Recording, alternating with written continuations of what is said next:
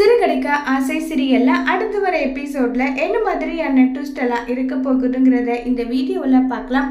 மீனா பூ விற்கிற விஷயம் சிந்தாமணிக்கு தெரிஞ்சு நேரம் நம்ம மீனாவுக்கு ஆர்டர் கொடுத்த இவங்ககிட்டே போயிட்டு, இங்க பாருங்க மேடம், அந்த மீனாங்கிறவ ரொம்ப நல்லவ கிடையாது, அவ ரொம்பவே கெட்டவ, அவகிட்ட போயிட்டு நீங்க பூவை வாங்குறீங்க, அவ பூவெல்லாம் எந்த அளவுக்கு அநியாயத்துக்கு வாங்குவா தெரியுமா, அநியாய காசு வச்சு விற்பா, நான் உங்களுக்கு கம்மி பண்ணி நான் இலவசமா கிட்டத்தட்ட ரொம்ப லோ பட்ஜெட்லயே நான் உங்களுக்கு பண்ணி கொடுக்குறேன், நீங்க என்ன சொல்றீங்கன்னு சொல்லி கேட்குறாங்க.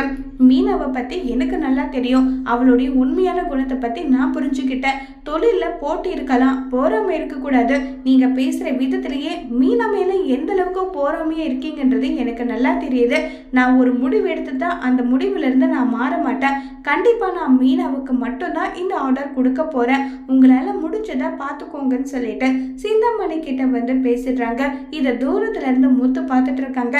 என்ன சிந்தாமணி மேடம், மீனாவோட ஆர்டரை கெடுக்கணும்னு சொல்லிட்டு இங்க வந்தீங்க, கடைசியில நீங்க தான் மண்ணை கவிட்டு போறீங்க, மீனா நேர்மையா நியாயமா இருப்பா, அதனாலதான் எப்படிப்பட்ட நேரத்திலும் இடத்துலயுமே அவளுக்கு எப்பவுமே வெற்றி தான், நீங்க இப்படி மண்ணை கவிட்டு இப்படியே தான் இருக்கணும், கடைசியில நீங்க தான் தோத்து போயிட்டு மீனா காலடியில விழ போறீங்கன்னு சொல்லி முத்து சொல்றாங்க.